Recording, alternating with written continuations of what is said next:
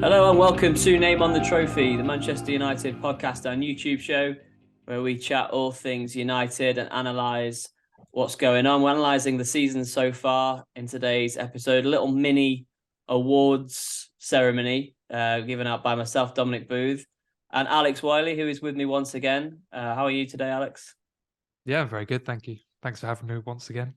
It's the international break for United. It seems really weird that there's no fixture for 2 weeks, but no break for us on the pod. How did you find prepping for today's one? Because it's sort of like a bit of a mid-season break episode in terms of how we're going to assess what United have done in the season so far. Yeah, it was in truth, I mean, a lot of the players that we're going to talk about today are players that we've already spoken about. So a lot of it was going over new ground, but trying to find certain stats here or there that maybe haven't been picked up on before. And I'm not sure if you've actually said all the awards that we're going to do, but one of them is going to be the performance of the season. And that I found probably the most interesting because it's not something I've dug in from a stats perspective much this season. So I think that one I'm really looking forward to sinking our teeth into. Yeah, it's going to be interesting. There's a few contenders for best performance of the season. We're not going to go into worst performance of the season because we probably could tell you that straight away. I do actually have stats for that as well, but we can. Well, I think there's two that stand out above the rest when we come to that for sure.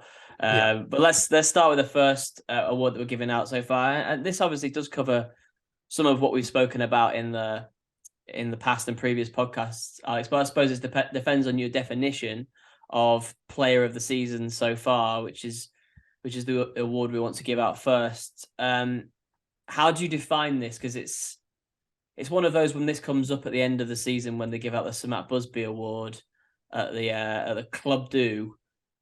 I often feel like they get it wrong. It often just give it to the player with the most goals, or if it's been a bad season, they just give it to David De Gea. That tends to be how it works. Yeah. Yeah, no, I thought for me, I think it's fairly simple. You just choose a player that you think has been the best. I think the narrative side of it, obviously, I'm probably less swayed by that than maybe you and the pundits and the players, perhaps. I'm trying to cut through it. Although that being said, this might be a bit of a giveaway. The player I've chosen happens to have scored a lot of goals. So maybe I'm full of nonsense. Yeah, I think I've chosen the same player. So mine is Marcus Rashford, quite simply. Mine is also Marcus Rashford. And I kind of thought that you would. It's not like you to undercomplicate and to simplify. So this surprises me in a sense. I thought you were going to bring out some fancy stats and say, you know, why it's Fred or why it's Tyrell Malacia or something. But you can't really argue with Rashford's numbers. I mean, you can include the World Cup in his sort of the story of his form this season. If you do include his World Cup goals and all his United goals. Since the start of the season, he scored 30 goals. Obviously, 27 for United, 14 in the league. This is a complete transformation, as we've discussed in the past. The player that we saw last season to the player now is just absolutely unbelievable. I mean, we're talking now Rashford in possibly the Premier League player of the season, PFA player of the season stakes, you know, up in the top caliber in the world now from a place where people thought he might actually leave United and he may never fulfill his obvious potential. Last season, I found Rashford so frustrating to watch. This season, you almost get the feeling every time he has the ball that he's going to score a goal. So looking at his stats, so comparing him to other wingers in the top 5 European leagues, his non-penalty goal rate is 0.6, which puts him in the top 1% for wingers in the top 5 European leagues. So he's gone from someone, I don't have the stats immediately off the top of my head, but he's gone from someone who was slightly above average as a goal-scoring winger to someone who is arguably the best. I think the only player that's plays out wide and is similar to him stats-wise is Messi. I think him and Messi are right at the top. Now, he is overperforming his expected goals. So his overperformance puts him in the top 10% for finishing. So is that luck or is that a certain way that he's striking the ball? Has something changed there? I don't know. but his expected goals are still really good. So that's 0.48, which puts him in the top 2%. So what United effectively have now on the left-hand side is an elite, maybe one of the best goal-scoring wingers in world football. His chance creation numbers aren't that good. I mean, he's in the bottom 9% for expected assists. So he's effectively just a striker now, a dribbly striker out wide. He also doesn't really progress the ball whatsoever, which is something he used to do. He almost always gets the ball in the final third rather than someone who brings it in. So I think that side of his game has changed somewhat. And now everything that he does is focused around scoring goals. And I think that's a change. It was obviously a change for the better. It very much suits what he's good at, because his goal scoring, world class right now. It's world class. Yeah, I mean, that's his game, isn't it? Trying to get a shot off, basically, at the not the earliest opportunity, but the best opportunity. Whether that means trying to beat a player 1-2. His relationship with Luke Shaw, I think, has a lot to do with his numbers as well. When those two are firing together down that left-hand side, I don't think there's many better combinations in the Premier League for sure, and possibly around Europe. I mean, last year, Rashford scored 5 goals in all competitions. I know he was out for a time with injury, and there was talk that he was still getting over a shoulder problem that was hampering him. No goals from January the 22nd until the end of the season last year. I mean, I think it's fair to say he didn't particularly enjoy Ralph Rangnick's tenure. But I also coincided with him playing a lot of football on the right-hand side, where any United fan will tell you Rashford just doesn't do his best work. And that probably plays into the fact that it's harder for him to do what he wants to do, cut in and get a shot away when he's playing on the right-hand side. That's exactly what his whole game now is based around that. It's, as you said, getting the ball in the final third, either playing a 1-2 with Shaw or taking a player on and creating a shot himself. Because his dribble numbers, his take-on numbers are really high, but his actual carrying the ball up the pitch is really low. And what you get from that is effectively a player who likes to get the ball in the final third, stand players up, take them on and get a shot off. He also doesn't really cross the ball as well from the left-hand side. It's almost always getting the ball and shooting. And as soon as you put him on the right-hand side, you're not getting that. You're literally cutting that out. So for me, with Rashford, I know he's played up front a little bit. The left-hand side is where he is best, because it suits exactly what he is good at. Taking a player one-on-one, quick touches, getting past them and creating shots and scoring goals. That's what we have now, and that's what we should have every game. I think if you're not playing him on the left wing, you're not really using him to his full potential. So for me, for the next few years, it should be left-hand side almost every single game. And Ten Hag has been resistant to play him through the middle. I know he has done in those games away against Barcelona, for example, played him through the middle when he played Weghorst deeper. But primarily, I mean, we're talking a stage now where Weghorst started 18 consecutive games up front, which is probably a separate podcast on why that's happened. There's so many reasons to go into that, but one of them is that Ten Hag wants Rashford to play on the left. He doesn't really want to play Rashford through the middle. He certainly doesn't want to play him when there's no physical presence, such as a Weghorst there, or no one who is more capable holding the ball up, because that's not Rashford's game. Rashford, I think, can play through the middle in a team that sits deep and a team that wants to counter-attack, where he can play on the shoulder, but he's not going to be that sort of all-round number 9, playing with his back to goal, etc. So I did want to see, I still do want to see Sancho, Rashford and Anthony, with Sancho on the left and Rashford through the middle, but Ten Hag has his tactical reasons for not really ever doing that. And one of which is he simply knows and sees that Rashford is best on the left. I think Rashford in previous years maybe sulked a little bit when he wasn't on the left, because I think he knows, and he looked like he was not throwing his toys out the pram, but just not happy when he was put on the right. Perhaps. I mean, I'm not even sure if it's sulking. I think it was a confidence issue with Rashford. I think it was confidence, being played out of position, and the injury that he picked up last year. I think all culminated in this underperformance. But even so, the performances this season are so far ahead of really anything he's ever done. I'm not sure what you attribute that to. Do you give credit to Rashford? I know he did a lot of work pre-season. Do you give the credit to Ten Hag to getting the best out of him? I don't know what it is. As much as I'd like to see Sancho on the left, because I think Sancho is very, very good, I think what Rashford gives you on the left is so specific and so brilliant that you just need to keep on running that. And with Sancho, try and fit him in a different way, whether that's as a number 10, which has been trialed out, or on the right hand side where, yeah, he's more of a creative force who plays on the right, Sancho. And I guess that could work with someone who's more of a goal scorer on the left, because at the moment, we've got two wingers who are basically out and out goal scorers. You've got Rashford, who's an elite goal scorer, and then you've got Anthony, who is also just a goal scorer, not an elite one, but also literally just shoots. He doesn't create chances whatsoever. So all of the creativity in that sort of final third is resting on Bruno's shoulders.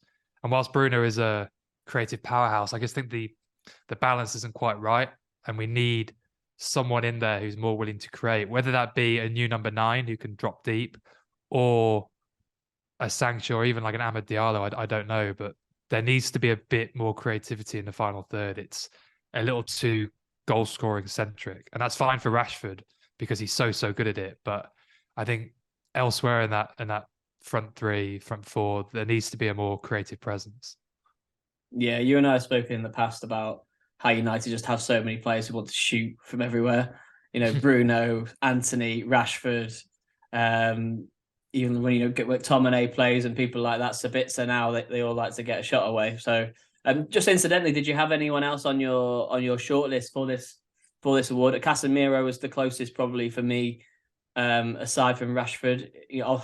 Obviously a bit harder to quantify through numbers his impact, but we've spoken about it before. Just his overall impact on the team when he's on the pitch and not suspended is phenomenal. Yeah, Casemiro. So I think Casemiro Sancho is the highest Sabre score, which means that their stats on the pitch have the highest impact on effectively winning games.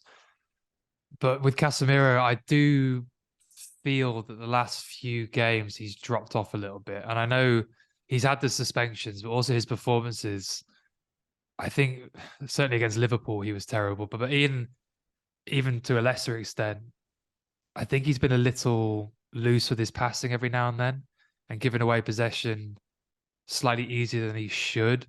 And whilst he was very good for the first few months, I do think Casemiro's had quite not a bad month or two, but like probably say like an average month or two. A little bit of a reality check maybe after people were going crazy about him at one point, because he did just seem to have such a massive changing impact on the side. So yeah, maybe what you've said in the past about Casemiro having a dip at some point is actually coming. The chickens might be coming home to roost slightly.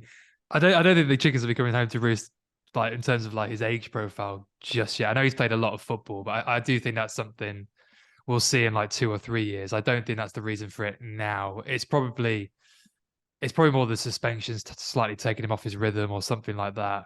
But going back to Rashford, Rashford is still doing it. Like he's still scoring goals. He hasn't really dipped much this season. Even if it has, it's like a game or two at best. So for me, I had to go with Rashford because he not only has he been elite if you look at it in totality, but he's been elite consistently throughout the season. Yeah, phenomenal. Our player of the season so far then, Marcus Rashford, young player of the season so far. Alex, our next award. I've just determined this to be those under the age of 23, which actually, when I looked down the United squad, was an issue in itself because there actually aren't that many regular starters who are under 23. I know the PFA Young Player of the Year, I don't know if they still do it, but it was under 25. And you get people who win the Young Player of the Year who you think they've been playing in the Premier League for years. They can't possibly still be young. But who did you have for this one? I have gone for Alejandro Garnacho. We agree again. Then we agree. Another player likes to cut in on the left, off the left hand side. Yeah, he's a little different to Rashford he still has a slight more of a tilt to scoring than creating. But what Alejandro does a lot is carry the ball.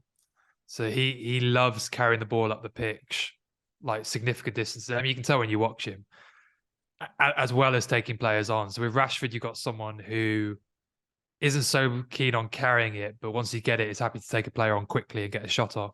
Alejandro is happy to take it significantly deeper and then carry it forward, and then is still scoring at a very good rate. I mean, he's 18 years old. His saber score is 83 right now, and his potential is 91. And it probably goes without saying, because I very rarely talk about players in the 90s. There's like a handful that are in the 90s. We're talking Mbappe, Erling Haaland, players like that. Those are the players that are in the 90s right now. And there aren't many players with the potential to be in the 90s. And Garnacho is one of them. I think he is a phenomenal talent. It's interesting you say that, because I think that Ten Hag has managed his development very cleverly this year. He's played 29 games, which seems like a heck of a lot across all competitions, but only 10 of those have been starts. I think he was delayed in terms of when he came into the side earlier this season, Garnacho, because Ten Hag wasn't entirely sure about his attitude in training. There was a little bit of a concern about how hard he was working and whether he was approaching things in the right way.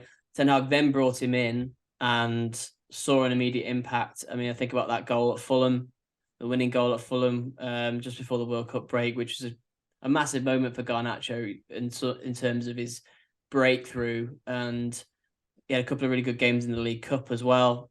And I guess the question is, and the problem is with United, they know they've got a huge talent, like you say, 18, still developing. It's how they manage him, and can they increase his game time? Can they increase his role? And obviously, you got Rashford playing in the position that Garnacho will be playing in.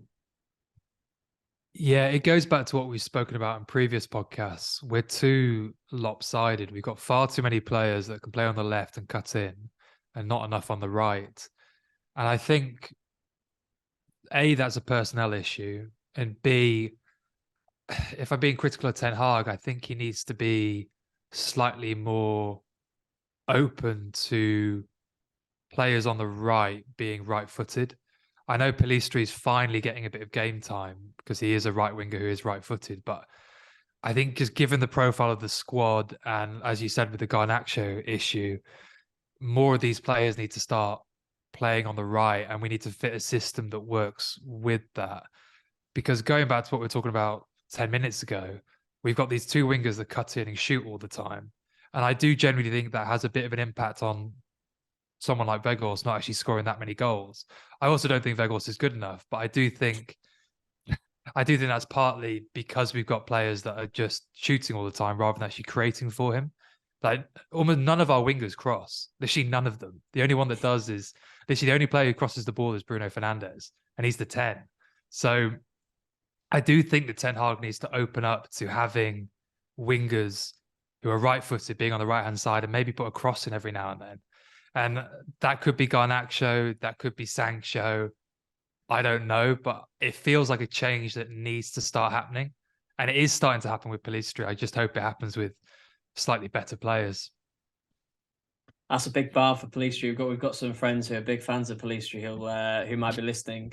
I think Sancho on the right is obviously the one that is the elephant in the room with what he did on the right hand side, primarily at Dortmund. I know you said in the past he didn't always play on the right at Dortmund, but he did play a lot there, and he got a lot of assists and quite a lot of goals as well. So that's the thing that United fans are waiting to be unlocked, really. And it's been a slow burner with Sancho. It hasn't been a slow burner with Garnacho at all. He's absolutely burst onto the scene. It would be interesting to see him on the right a little bit, and maybe that is possible with how he goes past players, and like you say, he can create. So one to watch out for. Yeah. But yeah, Garnacho is our young player of the season so far. Just this is probably most. Go on. Sorry. Just a quick thing. Talking about the right back situation. Sorry to cut you off. It's just one thing I did want to say is I think it'd be good if United looked at right backs that have comfortable coming inside when the winger comes outside, because I know that Malacia and Shaw do it quite a lot, and Dallo looks fairly comfortable doing it. Wan-Bissaka looks like a fish out of water when he does it. But if we are going to start having wingers that are right-footed on the right side, who are probably going to like hug the wing and go to the line, I think the way that you fit that in, and I presume Ten Hag's already thought about that, is having a fullback who's willing to come inside to still create those angles, rather than vice versa, where you got the fullback on the outside and the winger cutting in. So I do think that moving forward, if that is what we are to do, United need a right back who's very comfortable coming on the inside. That's all I wanted to say. We can move on to the next awards. It's a good point. It makes me think of City when Cancelo was there, and Cancelo playing left back, and Phil Foden would often play left wing, and he's obviously left-footed, and Cancelo would tuck in. I know Arsenal are doing it a bit now with Zinchenko inverting as well. So yeah, that's definitely one for the future. The next one was I was going to talk about was the Performance of the Season award, which I think we both said is probably the most interesting of these categories, purely because there's a lot of debate to be had. I think it depends on how you define a good team performance. I was just looking down the results. I've noticed United haven't beaten anyone by more than 3 goals all season, which is kind of strange. And maybe there's reasons for that as well. But pick a result, pick a performance. What's been United's best display of the season, Alex? So it's a weird one, because I think our best performance of the season was a game that we didn't win. This is real stats stuff now. This is one this for the is stats community. So far down the rabbit hole. The 2-2 draw to Barcelona at the Nou Camp, I thought was a phenomenal performance. We were against one of the best sides in Europe at the time, and still now, I think. A side that is beating Real Madrid in La Liga fairly comfortably, although, as you know, they won, didn't they? So yeah, still fairly comfortably. 12 points ahead, I think, at the moment. Yeah. Yeah, and that's a Real Madrid side that comfortably knocked Liverpool out. We went to the Nice Camp to get Nou. that in there. Yeah, let's just get a little dig in. We went to the Camp Nou. I think we outplayed them. We deserved to win. And on the expected goals, which I think is a more reliable indicator than actual goals in the game, certainly because, I mean, you can score from 40 yards out and win a game. It's not really reflective of how well you played. On the expected goals, we were plus 1.1. And I think, is it Brentford? So Brentford, with their modelling, from what I understand, I think any game that they have plus 0.35, they effectively chalk down as a game they should win. So we had 2 or 3 times that. And watching the game, it felt like that. I felt we played Barcelona off the park at the Camp Nou. I think it was the first time the Weghorst number 10 thing got. Is that true? Is the first time it got brought out? That's when I think he played a little bit of Leeds in the previous game.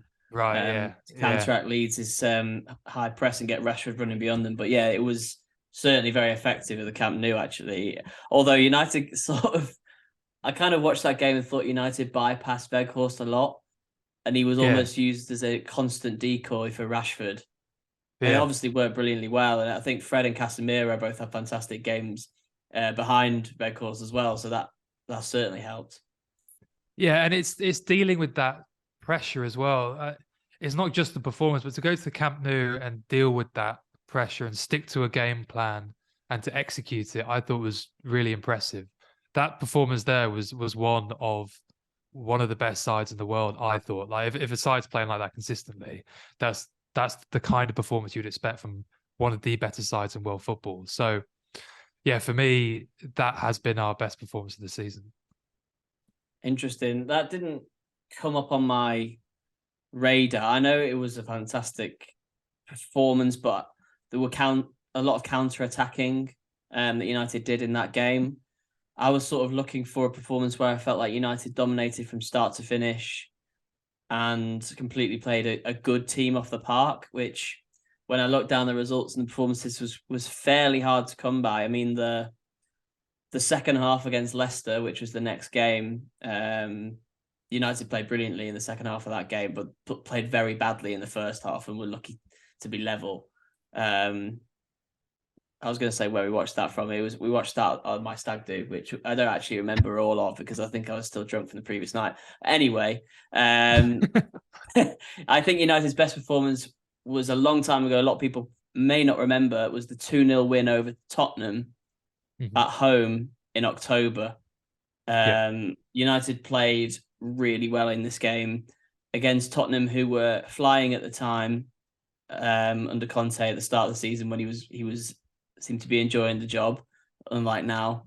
And just one of those games where things clicked for United, and we saw what the Ten Hag way, if I can put it that way, what that would be. And a lot of players performed to their optimum. Anthony had a good game. Rashford was down the middle, I think, in that game. Fred was, I think, man of the match. Any game where Fred's man of the match is absolutely fine by me. So, yeah, I'm going for the 2-0 win over Spurs, despite a lot of sort of honourable mentions. Yeah, with the Spurs game, I think that's one of the few instances we've had where we played a good or / very good side and dominated it. Almost all of our other big performances, as you said, have been more counter-attacking.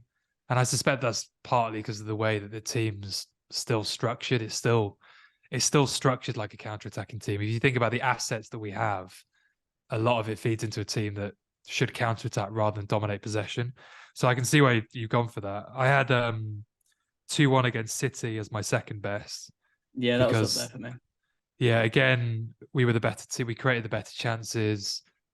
It had the high of scoring the winning goal, which was obviously fantastic. And I think Leicester, the 3-0 Leicester win was the second highest expected goal difference we had this season. And almost all of that was crammed into that second half. And I'm not sure if that was a Leicester meltdown or something clicking for United, but it was a really good performance. But it was interesting because I was looking at the expected goal differences, like the best ones throughout the season. 4 of the top 5 have been in the Europa League, which says a lot about the quality of the competition. The only one that was in that top 5 was the Leicester game. There haven't been many teams that we've absolutely destroyed. And to be fair, there's been a few games where we've been absolutely destroyed. The Liverpool one is obvious, but interestingly, the 3-2 loss to Arsenal actually had a worse expected goal difference than the Liverpool game. It is actually our best finishing game and one of our worst chance creating games in the league. And I know the game state has somewhat of an effect on that because when you're sort of holding on to result, it does affect that. And Arsenal were pushing for it. But it is interesting if you sort of dig a bit deeper into the numbers, how certain narratives can get very skewed by things like good finishing. Because like the Liverpool game, the Liverpool pundits were saying that this is United, this is a terrible team, this, that, and the third. And really, when you dig down at it, it was a terrible performance, but it wasn't. We didn't deserve to lose 7-0 or anything near that. So I just thought there's eight shots on target about. and seven them went in, didn't they? And yeah, some great finishes. I mean, the one, I think the problem with the Europa League is that United should have destroyed teams in that, and that's probably reflected by those expected goals figures. I mean, 3-0 against Sheriff, 2-0 against Sheriff, 1-0 against Nicosia in the group stages. But those were quite early on in the Ten Hag reign, where the Tottenham result was in that period as well. And that's why it was so encouraging at the time, because United hadn't destroyed anyone. They were getting through games or losing them. They went to places like Everton and just scraped it against the poor side, and they failed to beat Newcastle at home in that period. Beat Arsenal at home, but I don't know what the stats say about that 3-1 win against Arsenal, but that certainly didn't feel like a 3-1 game. United didn't dominate that game at all. No, I haven't got the stats immediately in front of me, but from memory, I don't think it was anywhere near a 3-1, like deserving of a 3-1 win. But you're right. I mean, that's why, I mean, these high expected goal difference games, I discounted a lot of them because the opposition we're talking about, Nicosia, probably like an upper League One sort of standard level team, not to be too disrespectful, but that is kind of the standard. And I think the Nicosia game, did we score quite late on? Am I right in The saying late that? winner, yeah, from McTominay, yeah. Yeah, so that kind of goes on to the game state thing because the Nicosia game is by far the highest expected goal difference game we've had. It was plus 4.1, like, and that is partly because A, it was a terrible team. Not to be disrespectful, but it was a bad team. It's slightly disrespectful. You said that twice now, after both times after disrespecting. Second, it I was at don't think we get home. many Nicosia fans listening. It's fine. Yeah, it might, you never know. It might get to their ears. Anyway, secondly, it was at home, and home advantage is quite significant. Like it swings it about 10% either way. And finally, we were chasing the game. So the game state. And if you're chasing a game, the team tend to sit back, especially if they're the poorer team. You tend to push forward, and then that can juice your expected goal numbers to a point in which it looks like you've got this phenomenal attack when really it was more of a game state thing than anything else. So yeah, you're spot on. The Tottenham result miles better than any of these Europa League performances. Tottenham are a better team, but B, the way we controlled that game was really promising, and we haven't really seen a lot of that since. If I'm honest, I can't really think of a game where we've had the ball more than like 60% of the time. It almost feels like we slightly edge possession, but we never truly dominate the ball, which is what I think Ten Hag wants. But Yeah, I think there'll be yeah, a gradual transition in that, and some games United will be able to do it. Like we've said, that a lot of games have taken place recently. The schedule's been really congested. It maybe has been hard for Ten Hag to translate what he wants into every single performance. So I think we'll see more of it. I think as the Ten Hag philosophy beds in, we will see more of that. So yeah, we've got split results on the performance of the season. Barcelona and Tottenham for us. The last one we've covered a little bit before, but we're just going to finish off with best signing of the season. Alex, is it Casemiro? Is it still Casemiro? Has he gone down that far in your estimations? it's not Casemiro anymore. Not because he's plummeted from my estimations. It's more because the player that I had in second place 3 or 4 weeks ago was, in my opinion, very close to Casemiro, and that's Lisandro Martinez. As a stats Yeah, I'm not guy, surprised to hear you say that, actually. yeah, as a stats guy, I'm sort of letting myself down a little bit because it's somewhat of an emotional decision. I adore Martinez. I think he's fantastic. I have the stats to back it up, but it is somewhat of an emotional choice. Yeah, for me, I think he has been the sign this season. And he hasn't really dropped off too much. He's had the occasional bad game, Brentford, Liverpool, but then comes back the next game and sort of doesn't seem to be too phased by it and sticks to the sort of level that he has for most of the season. And for me, having a left sider who is as good on the ball as he is and as nasty as he is, like he's so much nastier than our other centre backs, has really, really improved United. So that's mine. Yeah, Statsman in shows emotion, shocker. I can just see the headlines now. Well, it seems when Martinez is bad, United are bad. So maybe the fact that he's been good and United have been generally good this season go hand in hand. I've got to say, I'm sticking with Casemiro on this one, keeping the faith. I do agree he has a little bit of a drop off in the last couple of months, but he also has a trait of starting games quite slowly, Casemiro. And by the end of it, you actually realize he's had a really good game, despite being a little bit annoyed with how he was playing earlier on in the game. So I think Casemiro will have his bad moments. I think just the way he plays on the edge so much, he'll get bookings, and we've seen that he'll get sendings off. I think both of his sendings off had harsh elements to them, and a lot of United fans were unhappy about them. But yeah, you can't really play like he does without really risking a suspension like that. It'd be very, very interesting, and perhaps we can do a podcast about how United fare without him in the next few games after the international break. After this podcast, so yeah, I'll go Casemiro, you go Martinez, and we'll all go home happy. Yeah, with the Casemiro thing, I think what he gives us is so unique that his absence almost requires Ten Hag to completely reconfigure the way that our defense works because it hangs on Casemiro and we have no other player that does what he does. So yeah, you're right. I don't know quite what we're going to do, but it's a problem for United. It is a problem, and he has been very good. Like he's my second, and he's almost neck and neck with Lisandro Martinez. I think he's been, brilliant. Yeah, we'll have to see. It'll be very interesting. That's pretty much all we've got time for on today's podcast. We will be back after the international break, I'm sure, to pick up where we left off. Alex, thanks very much for joining me on this one. Yeah, thanks for having me. Everyone, if you go on my TikTok or Instagram or anything like that, you can get a free trial to the Player ID Pro for 2 weeks. So be sure to check that out, and also give me any feedback that you have, because I'm all ears. Yeah, the marketing arm of Saber Sports is getting really strong, isn't it? It's good to see, but the TikToks are doing well, so that's good for the podcast, good for the game, as they say. Yeah, great for the game, great for the podcast. Big fan of TikTok, which I feel like I say every episode, but yeah, TikTok's great. Even if you're 10 years too old for it, but if the kids are on board, then it's all good. That's all for us. Then you can obviously follow Alex Saber Sports, follow myself, and on the trophy name on the trophy on Twitter. But that's all, and we'll be back for another episode very soon. Thanks for listening.